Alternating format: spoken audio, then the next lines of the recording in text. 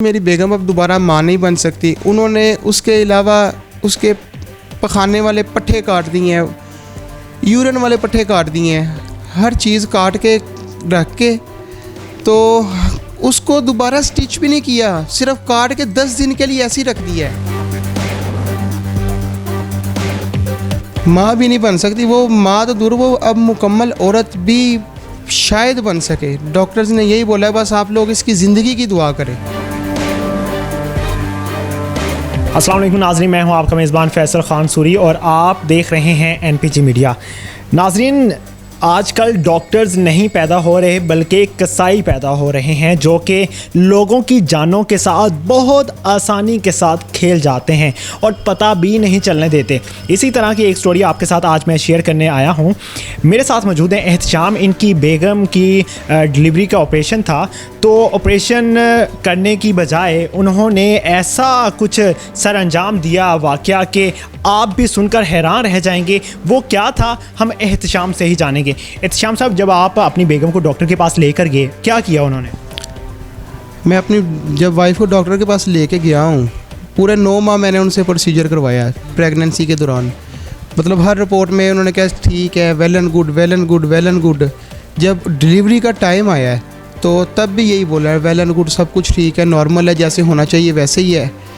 तो जब वो लेके गए यार केस के लिए अंदर इमरजेंसी रूम में, इमरजेंसी थिएटर में ले गया, ऑपरेशन थिएटर में, तो वहाँ से उन्होंने मतलब 15 से 20 मिनट गुजरे हैं। गुजरने के बाद हमें हमारा बेटा दे दिया है, तो साथ ही हमें बता दिया कि हमने ना छोटा ऑपरेशन करना पड़ गया, तो छोटा ऑपरेट कर दिया है। तो उसके लिए उन्होंने उससे पहले ना हमसे कोई अप्रूवल ली है कि हमने ऑपरेट करना है, किसी चीज़ पे कोई हमें डिस्कस ही नहीं किया। तो यही कह के ले गए ये नॉर्मल है। तो हम थोड़ा सा परेशान हो गए कि छोटा ऑपरेट, अभी तो ये कह रहे थे थोड़ी देर पहले नॉर्मल है, सब कुछ ठीक है। तो फिर चुप कर गए हम लोग, चले छोटा ऑपरेट है, खैर है, अल्लाह ताला ज़िंदगी तंदुरुस्ती दे बस।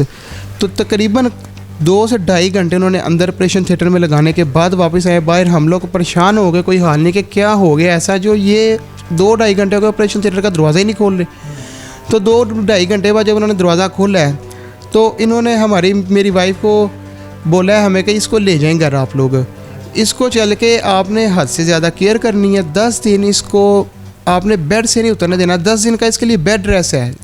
10 दिन के बाद हम घर आएंगे आपके, आके इसको चेकअप करेंगे, फिर अगला प्रोसीजर करेंगे, मतलब जो मेडिसिन होगी फिर हम चेंज करेंगे, क्या करेंगे। हमने बोला चले ठीक है। हम उस वक्त खुशी में थे, इसको घर ले गए, लेके बड़े एहतियात से उठा के मैं अपने बाजुओं पे लेके गया था घर में, चल के उसको लिटाया। 10 दिन तक वो जैसे बेड में है वैसे ही रही है, उसको नहीं हिलने दिया। अच्छा, दोनों डॉक्टर ने ऑपरेशन किया था? जी, दोनों ने किया था। सबसे पहले जो ऑपरेट शुरू किया उसकी बेटी है डॉक्टर की ज़िले हुमान, जिसके नाम से क्लिनिक भी चल रहा है। ज़िले हुमान ने ऑपरेट स्टार्ट किया है, उसने ऑपरेट गलत कर दिया है। फिर उसकी जो माँ है उसने जैसे तैसे करके वो ऑपरेट क्लियर किया है। वो करने के बाद उन्होंने 2-2.5 घंटे की तकलीफ़ देने के बाद उस बच्ची को जब निकाला है, तो निकालने के बाद हमें घर जाने का बोल दिया। हम 10 दिन के बाद जब दोबारा उसके पास गए हैं, वो बिल्कुल साफ इनकारी हो गई, मैं आपके घर नहीं आ सकती, आपके मरीज़ा की हालत जैसे भी, आपने उसको लेके आना है यहाँ पे। हम जैसे तैसे उसको दर्द में फिर उठा के लेके गए हैं उसके पास। तो उसने क्या किया, चल के हमें पर्ची बना के दे रही है कि आप लोग, इन लोगों ने कहीं और से ऑपरेट करवाया है, अब इनकी ये सर्जरीज़ होनी है, ये सर्जरीज़ के लिए हम भेज रहे हैं आपके पास, हायर कर रहे हैं, आप वहाँ पे जाओ, गुजरांवाला सिविल हॉस्पिटल में हमें भेज रहे हैं। तो हमने पर्ची भी नहीं देखी, हमने तो बस इतना बोला कि आप ऐसा करें, आपकी बेटी गुजरांवाला सिविल हॉस्पिटल में काम करती है, तो आप उसको बोल दे कि हमारे साथ चल जाए, हमारे साथ वो अच्छा सलूक कर लेंगे। गुजरांवाला हॉस्पिटल में बिल्कुल नहीं पूछते मरीज़ों को। तो उन्होंने बोला कि हम नहीं जाए। हम, मेरी बेटी ने, उसकी बेटी बोली है कि मैं 3 महीने बाद मेरे एग्ज़ाम है, 19 तारीख, 3 महीने पूरे हो रहे हैं, इस 19 तारीख को मेरे एग्ज़ाम है, मैंने छुट्टियाँ ली हुई हैं हॉस्पिटल, मैंने नहीं जाना, जाएँ लेकर अपनी बेटी को, आप जैसे मर्जी जाएँ।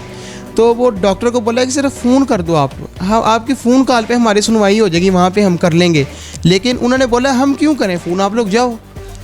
तो फिर हम वहाँ से जैसे जैसे एमरजेंसी में निकले हैं, निकल के फिर एक और लेडी डॉक्टर है वहाँ पे, मतलब क्लिनिक है, मोहम्मद अली वेलफेयर। ये बताइए कि बेगम के ऑपरेशन के बाद आपकी बेगम को क्या नुकसान पहुँचा, वो बताइए। बेगम के ऑपरेट के बाद मेरी बेगम अब दोबारा माँ नहीं बन सकती। उन्होंने उसके अलावा उसके पखाने वाले पट्ठे काट दिए हैं, यूरिन वाले पट्ठे काट दिए हैं, हर चीज़ काट के रख के तो उसको दोबारा स्टिच भी नहीं किया, सिर्फ काट के 10 दिन के लिए ऐसे ही रख दिया है। अच्छा, ये आपको कैसे पता चला कि डॉक्टर्स ने टांके नहीं लगाए?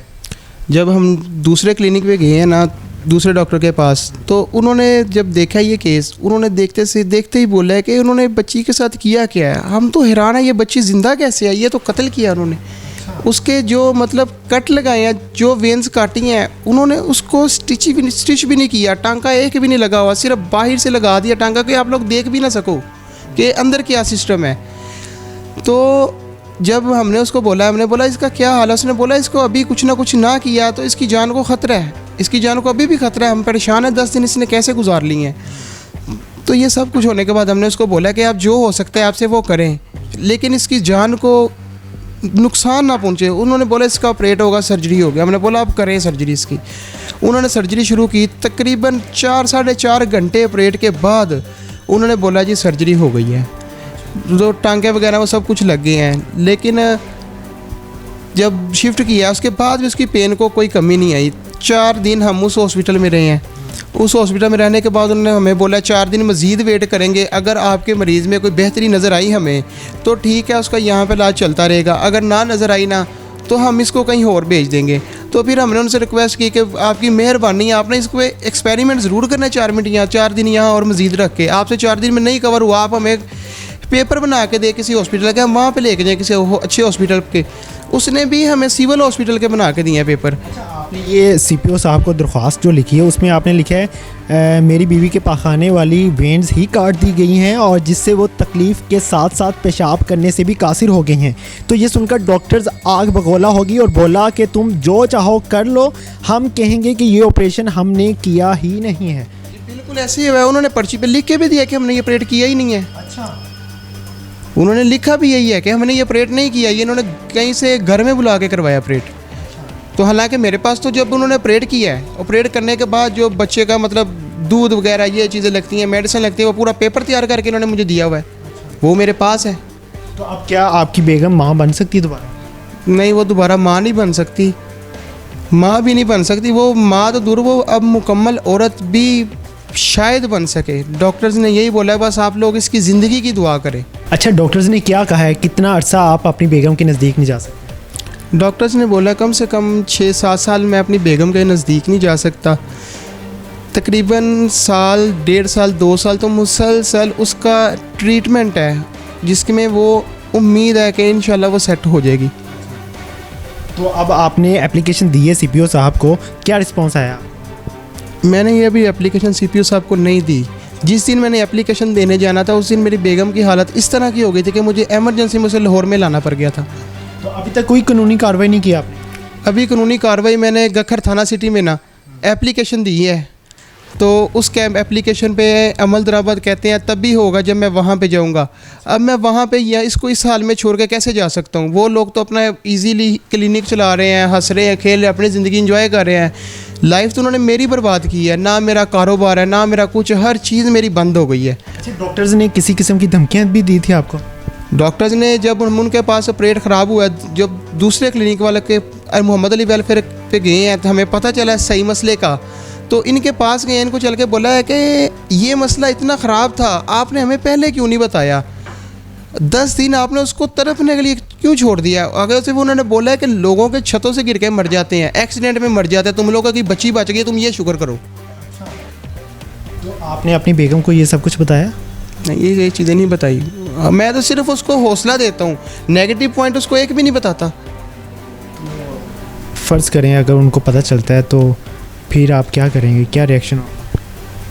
अल्लाह ही बेहतर जानता है। मैं तो सिर्फ उसको हौसला ही दूंगा जब तक वो सही नहीं हो जाती, बिल्कुल अपने आप को संभाल नहीं लेती। आप खुद क्या करते हैं? मेरी अपनी शॉप है उधर बाज़ार में, गखर टेलरिंग की शॉप है, छोटी सी बुटीक है मेरी। चूँकि वो अब माँ भी नहीं बन सकती, आपके नज़दीक भी नहीं आ सकती, तो क्या समझते हैं कि अब आप क्या करेंगे, अगला कदम क्या उठाएंगे आप? कानूनी कार्रवाई भी हो जाएगी, कानून इंसाफ भी दे देगा, लेकिन फिर भी वो ज़िंदगी तो नहीं वापस मिल सकती, वो खुशियाँ तो वापस नहीं मिल सकती, क्या रिएक्शन करेंगे? बस अपने बच्चे को देखेंगे, उसकी ज़िंदगी है, उसी में अपनी ज़िंदगी बसा लेंगे। इसी तरह से प्यार करेंगे बेगम? उसी तरह से करूँगा, उसमें कब कोई कमी नहीं आएगी, क्योंकि उसी के साथ मेरी ज़िंदगी है।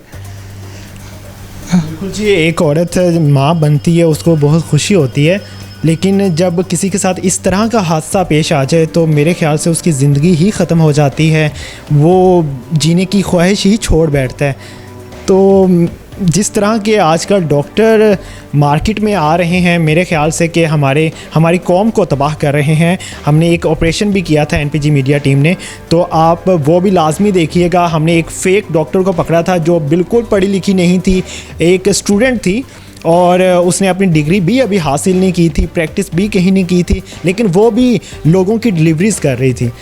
तो ये आप लोगों ने समझना है, आप लोगों ने ख़ुद को समझाना है कि हमने किस डॉक्टर के पास जाना है, किस डॉक्टर के पास नहीं जाना। हमारी कोशिश होती है हम आपको अवेयरनेस दें, आपको आगाही दें। ये आप पर अब ये फ़र्ज़ है कि इस वीडियो को ज़्यादा से ज़्यादा शेयर कीजिएगा ताकि लोगों को इस चीज़ की समझ आ सके। इसी तरह की मज़ीद स्टोरीज़ देखने के लिए हमारे चैनल को सब्सक्राइब कर लीजिए। अल्लाह निगहबान।